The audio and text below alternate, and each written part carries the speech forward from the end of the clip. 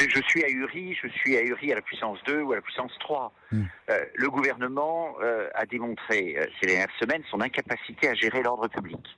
Le gouvernement a assumé, ce qui était plutôt honnête de sa part, mais à un moment la matière vous rattrape, que de toute manière il n'y arrivait pas et qu'il n'y arriverait pas. Et donc il est arrivé sur une décision d'interdiction.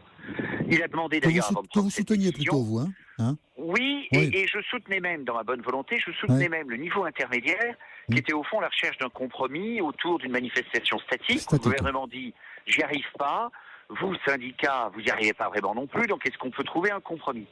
Ce compromis, en quelque sorte, a été refusé par les syndicats. Les syndicats eux-mêmes, d'ailleurs, n'arrivant pas à garantir l'ordre, le service d'ordre de leur manifestation. Et donc, tout ça conduit à une décision qui me paraît raisonnable, qui est une décision d'interdiction. L'État a démontré qu'il n'y arrivait pas, les syndicats ont démontré qu'il n'y arrivait pas, donc interdiction. C'est quelque chose de cohérent. De temps en temps, il y a des cohérences, il faut s'y raccrocher. Et du coup, et puis voilà, quelques heures après, tout ça change. Et donc, du coup, vous dites, je suis un peu ahuri par la décision du gouvernement. Je suis ahuri par la décision du gouvernement. Les risques qui sont pris, car à ma connaissance... sont peut-être plus limités, puisque le parcours sera très court. Oui, j'entends bien. Mais alors, je trouve tout de même que le compromis statique avait du sens.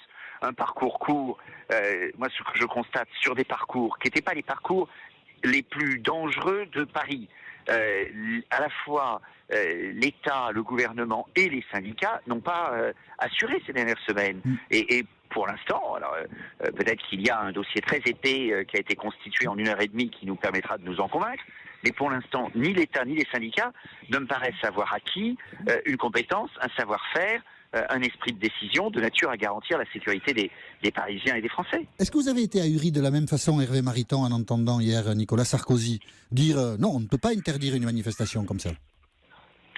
Je trouve, vous savez, je suis pas tendre à l'égard de Nicolas Sarkozy, mais dire sur le principe qu'avant d'interdire une manifestation, il faut regarder, je trouve qu'il y a un certain bon sens. Oui. Et c'est pour cela. Mais ça, c'est ce que vous faites, ce que vous faisiez vous aussi.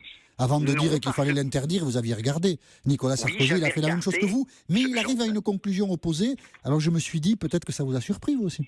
Non mais attendez, le fait, il y a deux choses. Il y a d'une part la question que pose Nicolas Sarkozy en disant avant d'interdire, il faut regarder, et puis la conclusion à laquelle il arrivait, qui n'était pas la mienne.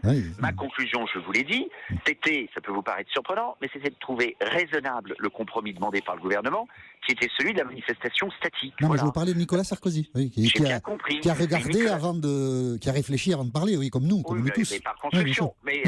Nicolas Sarkozy n'a pas toujours réfléchi avant de parler de nuance. Ah, bon, non, il réfléchit sans doute, mais il n'a pas tout le temps l'esprit de nuance. Et en gros, j'ai compris qu'il s'enfermait dans le raisonnement qui était de dire soit c'est interdit, soit c'est autorisé. Il n'y a pas de raison qu'il y ait une interdiction automatique, et là-dessus, je suis d'accord. Et il me semblait qu'entre les deux, on pouvait trouver un compromis raisonnable, qui était celui de la démonstration statique.